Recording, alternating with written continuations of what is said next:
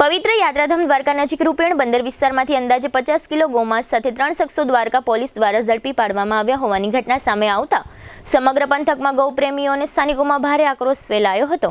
આ ઘટનાના વિરોધમાં આજે શુક્રવારે સવારે 11 વાગે દ્વારકાના રબારી ગેટથી પ્રાંત અધિકારીની કચેરી સુધી હિન્દુ સંગઠનો, સાધુ સંતો અને સ્થાનિક નાગરિકોની ઉપસ્થિતિમાં શાંતિપૂર્ણ રેલી યોજાઈ હતી। રેલી દરમિયાન ભાગ લેનારાઓએ સૂત્રોચ્ચાર સાથે ગૌ હત્યા જેવી પ્રવૃત્તિઓ સામે કડક કાર્યવાહીની માંગ ઉઠાવી હતી। રેલી પૂર્ણ થયા બાદ પ્રતિનિધિ મંડળ દ્વારા પ્રાંત અધિકારીને આવેદનપત્ર સુપરત કરવામાં આવ્યું હતું। વક્તાઓએ યાત્રાધામ વિસ્તારમાં ગૌ હત્યા જેવી ઘટનાઓને અતિ ગંભીર ગણાવી જણાવ્યું હતું કે દ્વારકાની પવિત્ર ધરતી પર આવી પ્રવૃત્તિઓ સહન કરવામાં આવશે નહીં। સાધુ સંતોએ ગૌ હત્યારાઓ સામે દ્રષ્ટાંત રૂપ અને કડક પગલાં લેવાની માંગણી કરી, જેથી ભવિષ્યમાં આવી ઘટનાઓનું પુનરાવર્તન ન થાય।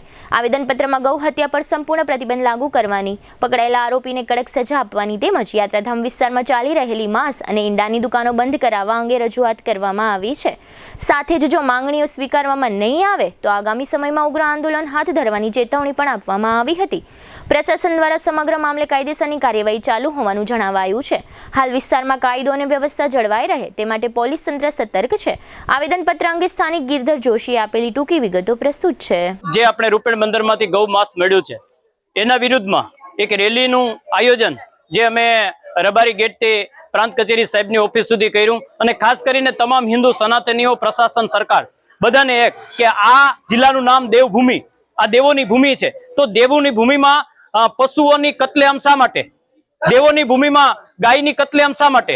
દેવોની ભૂમિમાં ગાયોના માંસનું વેચાણ શા માટે? આ તો બહુ શરમજનક બાબત છે સૌ માટે, તો સૌ સનાતનીઓ માટે થઈ અને આ બધા માટે શરમજનક બાબત છે। આજે અમારી એ જ માંગ છે કે આ થવું ન જોઈએ, એનું સરઘસ નીકળવું જોઈએ, ન કેવલ દ્વારકામાં પૂરા હિન્દુસ્તાનમાં સરઘસ નીકળવું જોઈએ અને જે એને ગાય માતા સાથે કર્યું ને એવું એની સાથે થવું જોઈએ। ગાય માં છે, ગૌ વિશ્વસ્ય માત્રમ, અમે તો ગાયમાં વિશ્વની માતાના દર્શન કરીએ છીએ। તો બધાને મારી વિનંતી સાથે આજના દિવસે સરકારશ્રીને, પ્રશાસનને કે એવી સજા જોવી જોઈએ કે ન ભૂતો ન ભવિષ્યથી, કે ભૂતકાળમાં કોઈને થઈ ન હોય અને ભવિષ્યમાં કોઈ દિવસે થાય નહીં, એવી સજા જે છે એને થવી જોઈએ।